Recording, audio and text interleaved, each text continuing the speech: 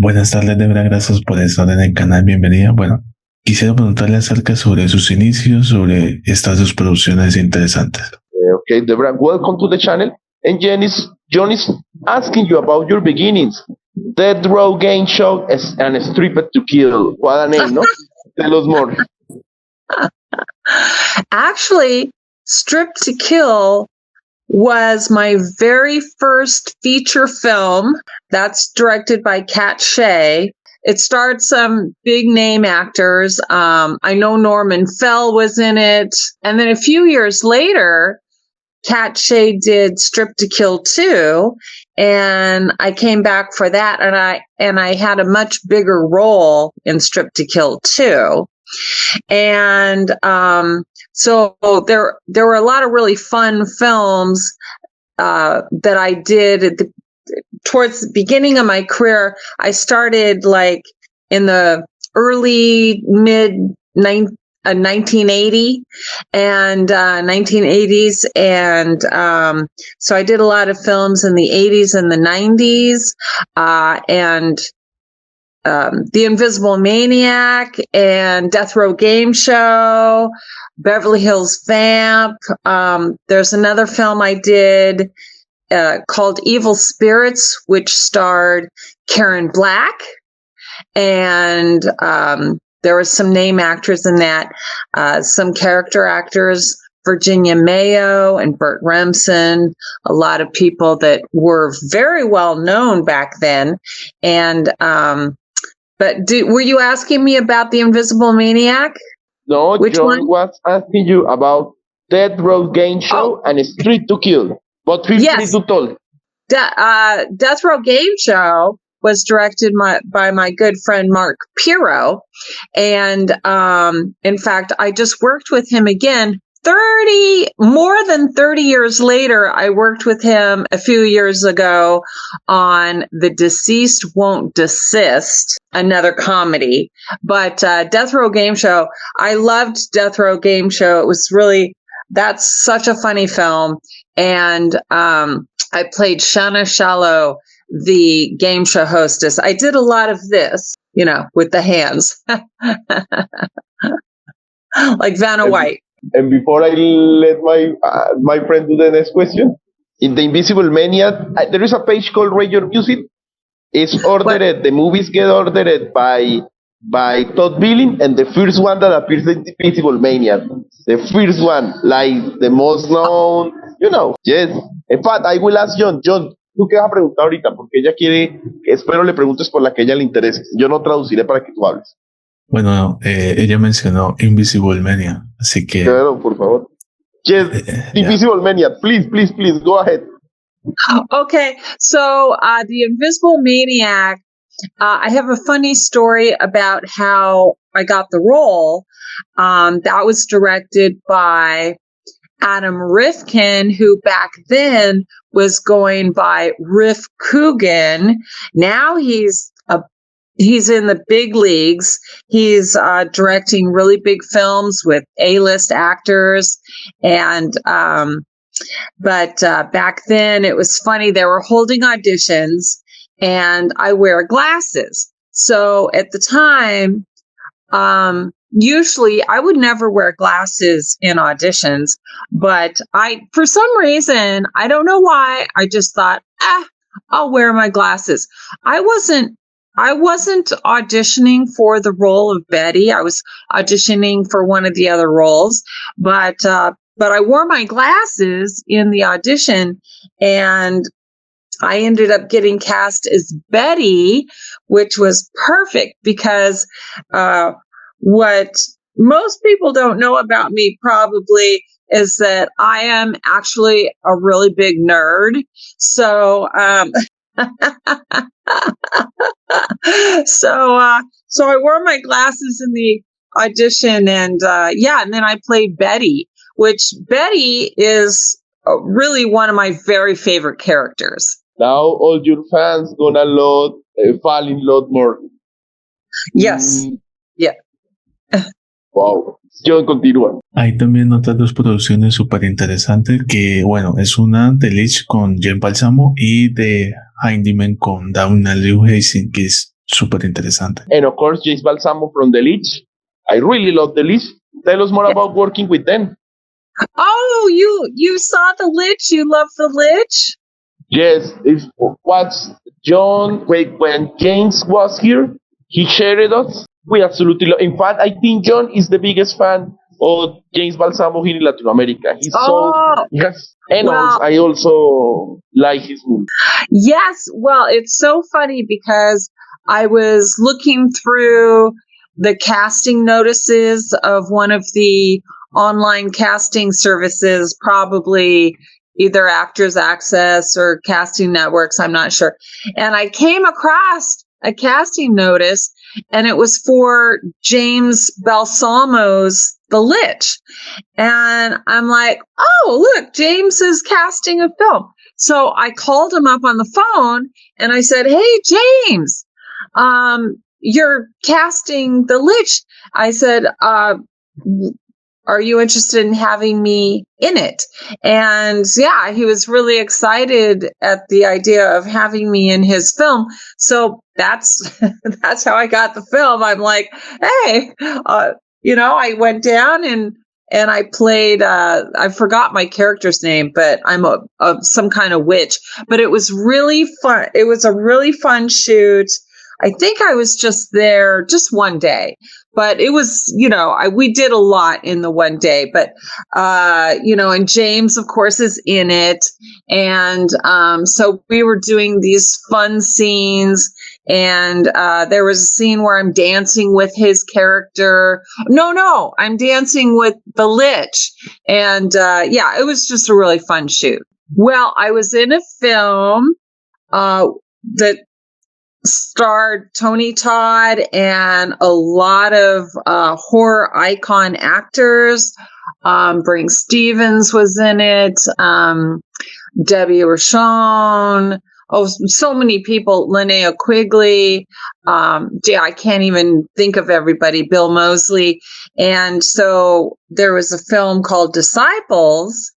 I think that came out in, oh gosh, I can't remember exactly the year. Maybe 2015, maybe. Well, the director, Joe Hollow, he's got a new version of it called The Devil's Disciples. That is due out anytime now. And he redid the whole film. I haven't seen it, but I heard that it's excellent. I think that the recut film is going to really find its audience, and I'm really excited about it. But I was in some scenes with Tony Todd, and I don't want to spoil it, but I actually, maybe I shouldn't spoil it because there's a really cool scene with me and Tony Todd. But I love my character in that film, Mariska. And it was, I was in some scenes with Debbie Rochon and Tom Lodwick, who was amazing in that film. Camden Toy was in it, who I starred in another film a couple years later called A Blood Story, that Camden and I were in that together.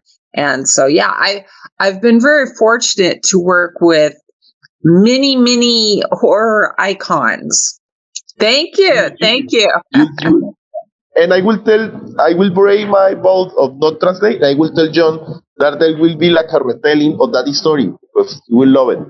Like The Devil Disciples. Jhon, rompo mi promesa de no traducir porque hay una versión nueva y se va a llamar Los Discípulos del Diablo, de un handyman con todo el elencazo. Y ella tiene una escena con Tony Todd buenísimos. Oír eso. Eso es bueno porque sí, la estamos esperando. De hecho, sí, yo estaba instruyéndome. Pero sabes que también hay otra película muy buena que tuvo el Robert Lazardo, nuestro querido colega, que estuvo en Lay of Shadows, que es una de las mejores que yo he visto. Bueno, es que quería que me dijera el director, pero ok. No, Jhon was asking you, sorry, about a movie that you made with another person that was here on the channel, Robert Lazardo. That is Lake of Shadows. Tell us more about it. Oh, Lake of Shadows. Yes. Well, that was a really fun film too. And I worked with a couple friends of mine, Tito Rodriguez and Michael. Oh gosh, I'm getting everybody's names mixed up today. Uh, but that was a wonderful film. There was a lot of people in it who went on to just do wonderful things with their careers. Robert Lasardo's in it, as you mentioned. Yeah, that was a really cool film. The scene I was in was with Alyssa Dowling, who's a friend of mine, and it was that was a very unique scene. It was kind of like a little vignette inside the film. It was just a kind of flashback type scene, but it was filmed in the turn of the century, so it was a really cool scene. And did you see me when I was translating like a code? It's because yes, I didn't remember that movie was for one big friend of the channel that is Michael Rodriguez. Yes, Michael Rodriguez. I think I got Tino's name mixed up with Michael's name, but Michael Rodriguez, he was a delight to work with. Everyone was. Okay. Great director. Yes, great, and great person. Yeah. Bueno, quiero enfatizar también sobre la buena participación que hiciste en Finding Nicole. Esa es una de las mejores. Estuvo también la que pudo, crear el libro. También está, obviamente, estuvo Harlan. Entonces, ¿cómo es la experiencia en un lugar bastante de tensión que es basado en la historia de, que algo que sucedió? A very tough movie for the subject. You appear on Finding Nicole. Of course, we got here Harley. We got the author of the book. So tell us more about working in this movie. Well, I'm really, really happy you asked me about Finding Nicole. The film came out in May, and I'm so blessed to be a part of that film. It was amazing working with Harley Wallen and Katie Wallen. Of course, Katie stars in the film. She's amazing in it. Everyone was so great in this film. We had some nice, name actors, Sean Whalen and Richard Tyson. And, but the film has been very impactful. We have received so many amazing reviews for this film. People really, they love the film, but it's a tough subject, as you said. It's about domestic violence. It's made a huge impact. At the end of the film, they have some statistics and they have numbers. I think they have a number to call for, if you need help. And, Nicole Beverly, the woman who this is her story, she is part of the Enough initiative, or she created it, I think. And she's got so many, she's involved with a lot of foundations and different organizations to be there for women who need help.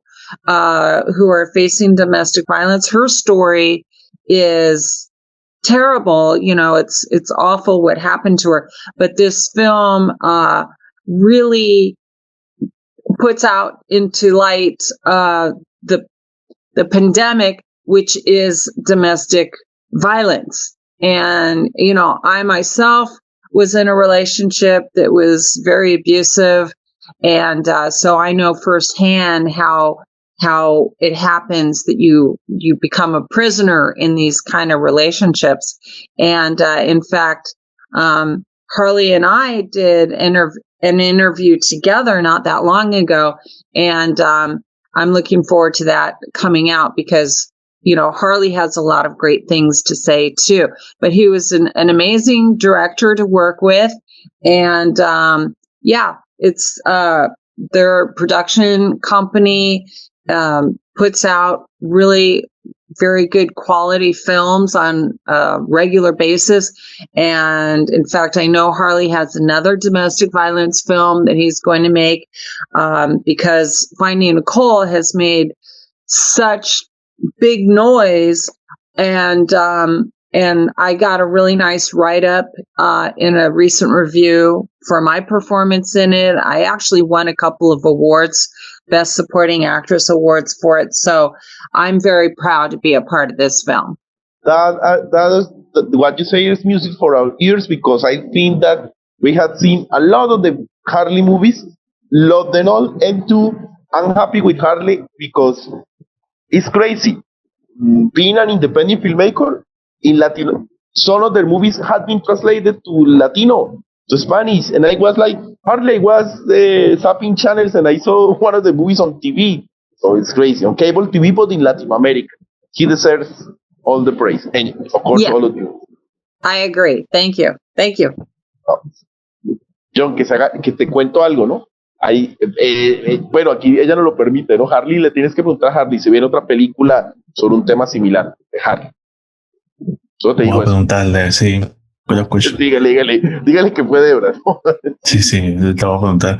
Muy bueno, antes de decir esta última pregunta, quiero hablar sobre dos producciones. Una es clásica, una clásica de clásicas, y la otra es de westerns, que me encanta la western.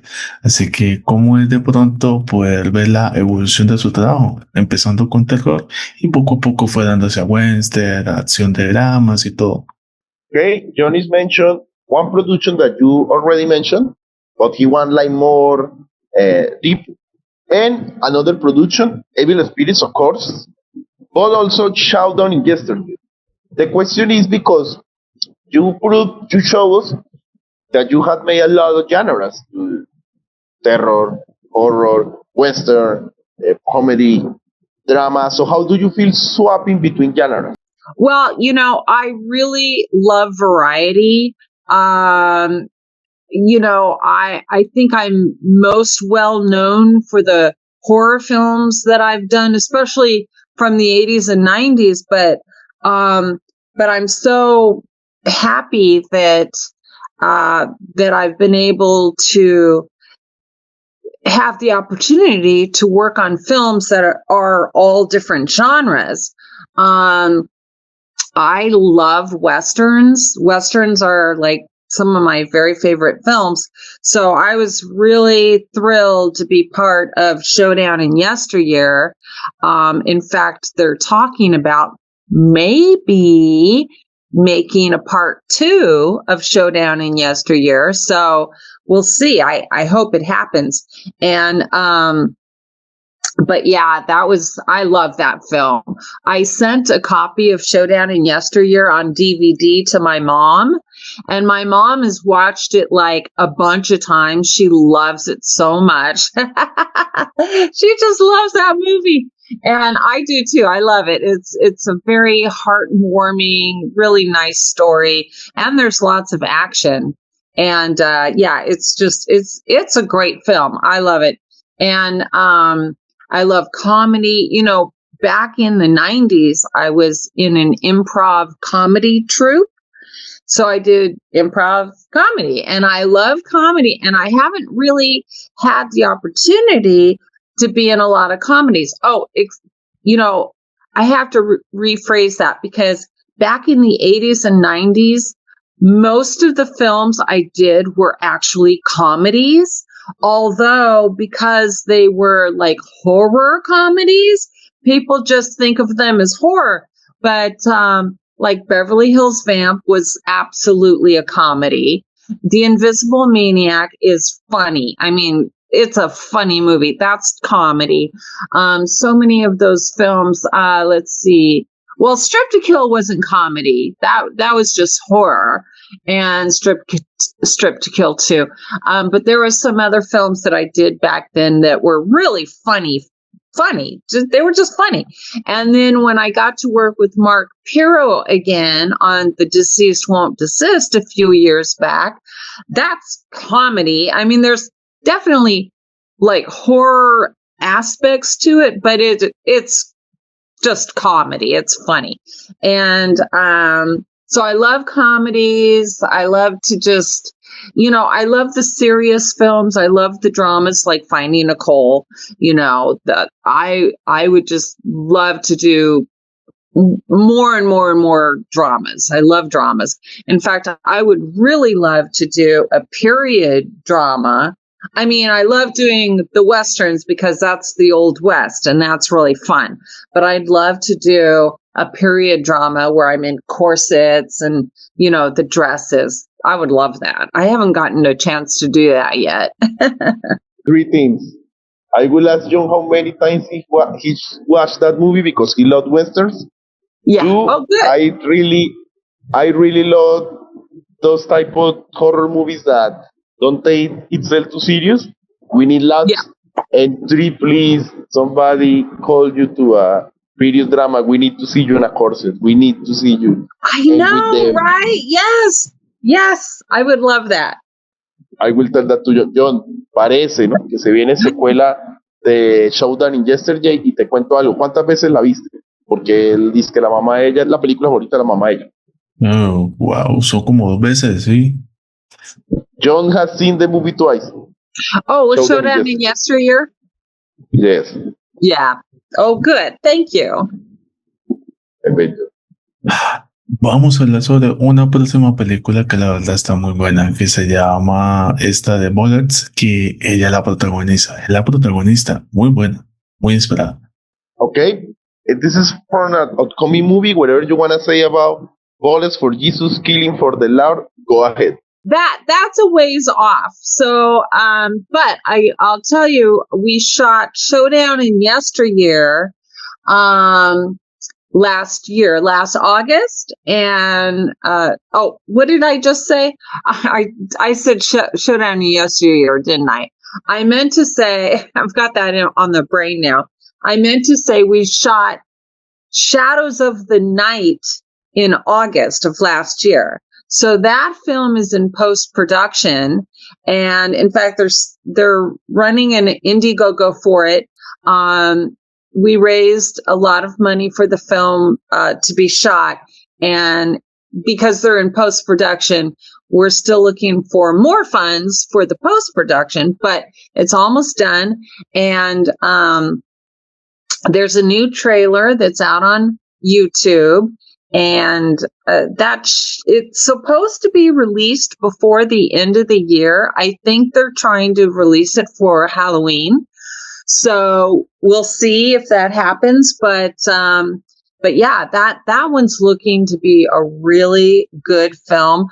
It stars Lily Davis, who's a wonderful actress. She's she was 14 at the time of the film. I think she's 15 now, but she was amazing in it. There's another young actress named Alyssa Ramirez, and she's also very good. The whole cast is amazing.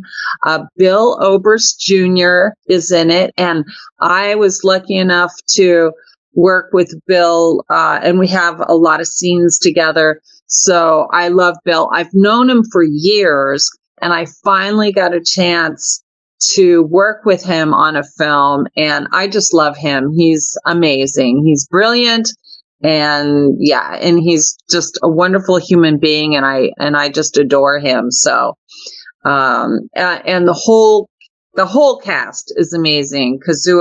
Kazuo Salazar is amazing, and I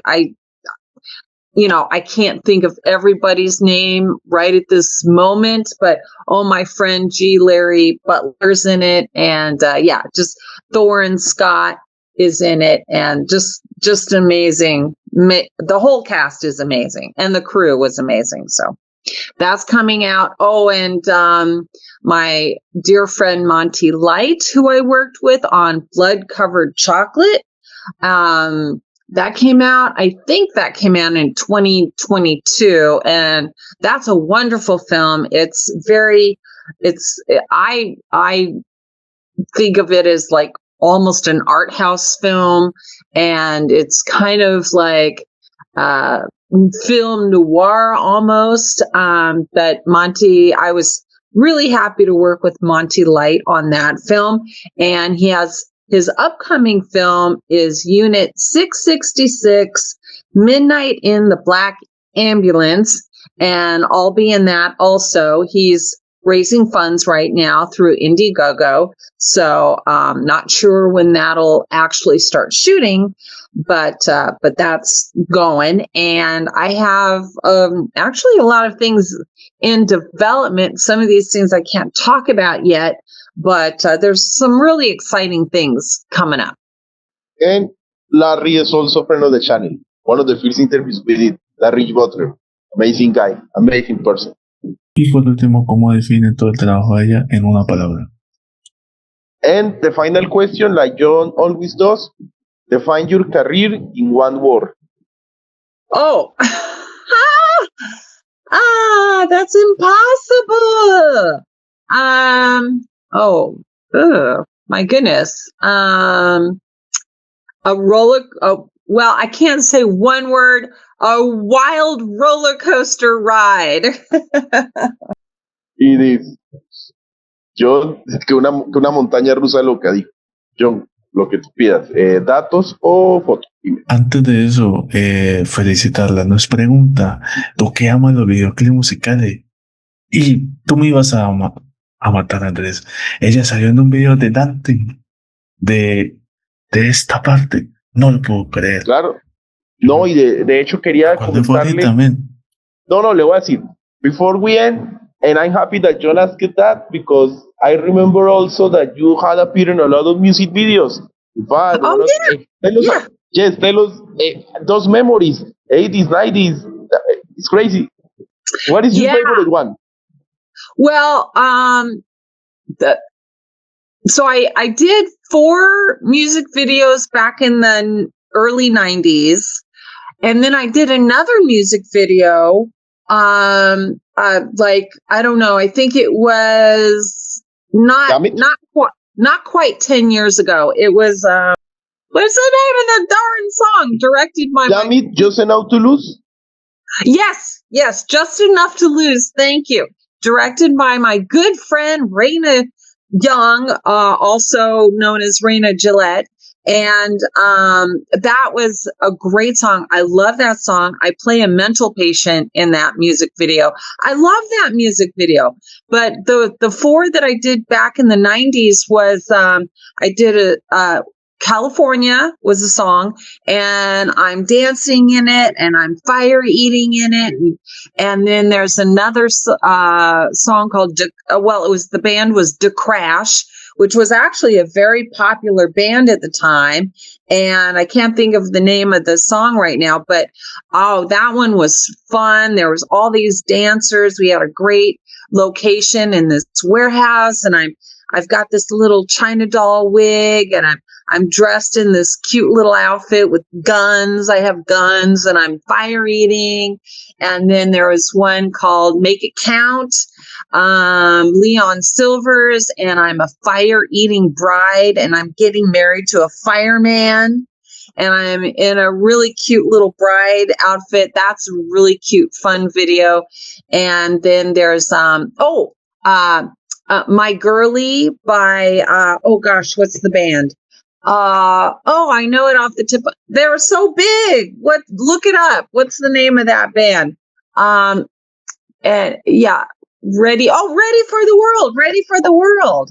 And so apparently that video, that song and video was played in clubs like all the time. Friends would tell me, I saw your video in the club. And so that one was in all the clubs, and I'm dancing with this group of girls, and we're in this junkyard. So we're dancing around with the junk in the junkyard. And I had a little solo dance in the middle of the video. That was so cool. But yeah, those were fun. So I guess the 2 top videos besides the Just Enough to Lose was the My Girlie from Ready for the World and the song by DeCrash. Those music videos are on my YouTube channel. So for anybody who wants to see the videos, I have different playlists on my YouTube channel and it's under music videos. So if you want to see my music videos, just go. I got two, not girlfriends, but friends, girls that are friends, that love videos of that years, and I will go running to your YouTube page and share it. And they got the loot. Oh, no. Thank you. Yeah, They love the 90s, the 80s. Oh, yeah. Well, everybody does. Everybody, all the filmmakers are trying to emulate the films from the 80s and the 90s. It was just a really great period of time. Of course, modern day movies are fantastic as well, but there's some nostalgic quality about the 80s and 90s that people just can't get enough. Muchas gracias por la oportunidad, por el espacio. Thank you so much. Take care. God bless you. Thank you so much, Jhon. Finally, after years of us trying to get together. And thank you, Andres. It was a pleasure. Thanks to you. Thank you so much. God bless you. Bye-bye.